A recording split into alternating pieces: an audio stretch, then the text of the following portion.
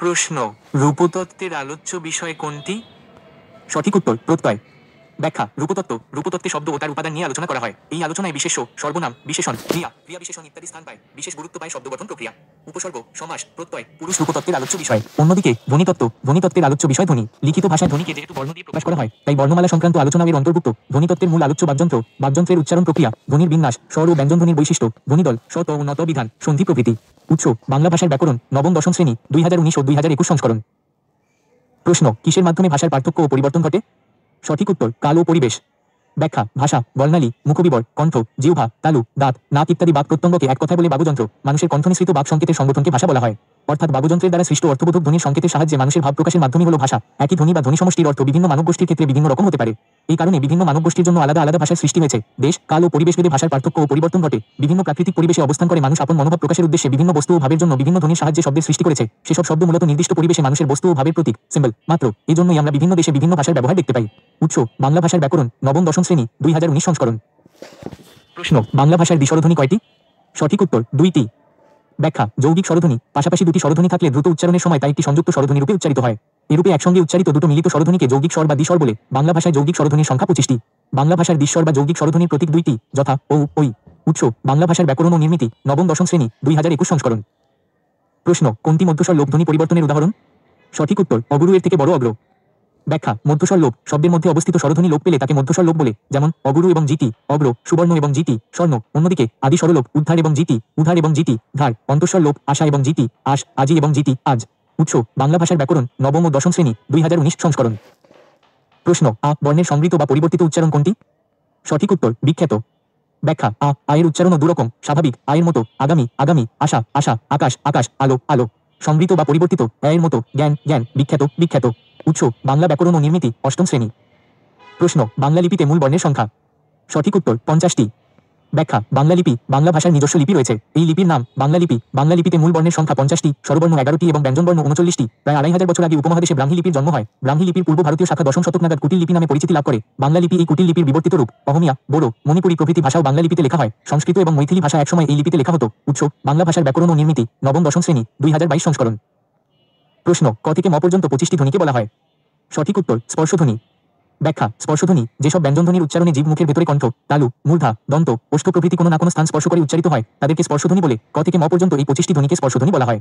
এই স্পর্শধ্বনি 5 রকমের হতে পারে, যেমন কণ্ঠব্যঞ্জন, তালব্য ব্যঞ্জন, মূর্ধন্য ব্যঞ্জন, দন্তব্যঞ্জন ও ওষ্ঠব্যঞ্জন। উৎস, বাংলা ব্যাকরণ ও নির্মিতি, সপ্তম শ্রেণী। প্রশ্ন, কোনটি ব্যঞ্জনচ্যুতির উদাহরণ? সঠিক উত্তর, বরদাদা এর থেকে বড় বরদা। ব্যাখ্যা, ব্যঞ্জনচ্যুতি, পাশাপাশি সমুচ্চারণের দুটি ব্যঞ্জনধ্বনি থাকলে তার একটি লোপ পায়। এরূপ লোপকে বলা হয় ধ্বনিচ্যুতি বা ব্যঞ্জনচ্যুতি। যেমন বরদাদা এবং জিতি, বরদা, বৌদিদি এবং জিতি, বৌদি ইত্যাদি। অন্যদিকে ব্যঞ্জন বিকৃতি, শব্দের মধ্যে কোন ব্যঞ্জনধ্বনি পরিবর্তিত হয়ে যদি নতুন কোন রূপ ধারণ করলে তাকে ব্যঞ্জন বিকৃতি বলে। যেমন শাক এবং জিতি, শাক, কবাট এবং জিতি, কপাট, ধাইমা এবং জিতি, দাইমা ইত্যাদি। ধ্বনি বিপর্যয়, উচ্চারণের সময় আগের ধ্বনি পড়ে গেলে ও পরের ধ্বনি আগে চলে আসলে ধ্বনি বিপর্যয় ঘটে। যেমন নকশা এবং জিতি, নস্কা, রিকশা এবং জিতি, রিস্কা। উৎস, ভাষা শিক্ষা, ডক্টর হায়াত মাহমুদ এবং বাংলা ভাষা ও সাহিত্য জিজ্ঞাসা, ডক্টর সৌমিত্র শেখর, মাধ্যমিক বাংলা ভাষার ব্যাকরণ ও নির্মিতি, 2019 সংস্করণ। প্রশ্ন, বাংলা ভাষার সাধুরীতির বৈশিষ্ট্য নয়? সঠিক উত্তর, কালের প্রবাহে বর্তমানে তা অনেকটা পরিবর্তিত রূপ লাভ করছে।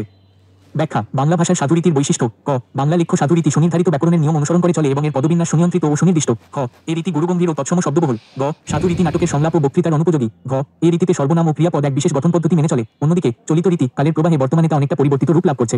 উৎস, বাংলা ভাষার ব্যাকরণ, নবম দশম শ্রেণী, 2019 সংস্করণ। প্রশ্ন, কোনটি অগ্র দন্তমূলীয় বর্ণের উদাহরণ? সঠিক উত্তর, ল।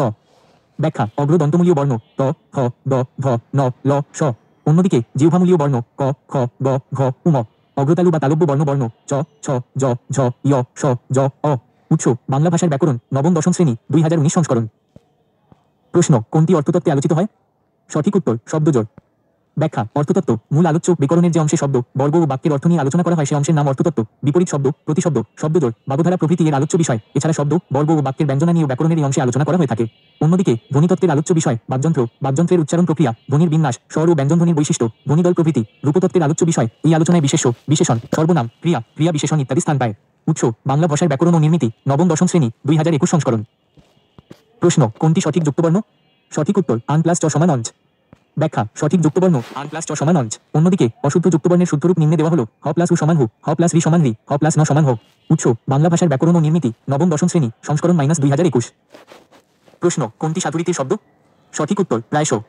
ব্যাখ্যা সাধুরীতির শব্দ প্রায়শ এবং এর চলিত রূপ প্রায়ই অব্যয়পদের রূপের পার্থক্য সাধু চলিত ডান দিকে পয়েন্ট করা তীর অদ্য আজ ডান দিকে পয়েন্ট করা তীর অদ্যাপি আজও ডান দিকে পয়েন্ট করা তীর কদাচ কখনো ডান দিকে পয়েন্ট করা তীর তথাপি তবুও ডান দিকে পয়েন্ট করা তীর নচেত নইলে ডান দিকে পয়েন্ট করা তীর নতুবা নইলে ডান দিকে পয়েন্ট করা তীর যদ্যপি যদিও।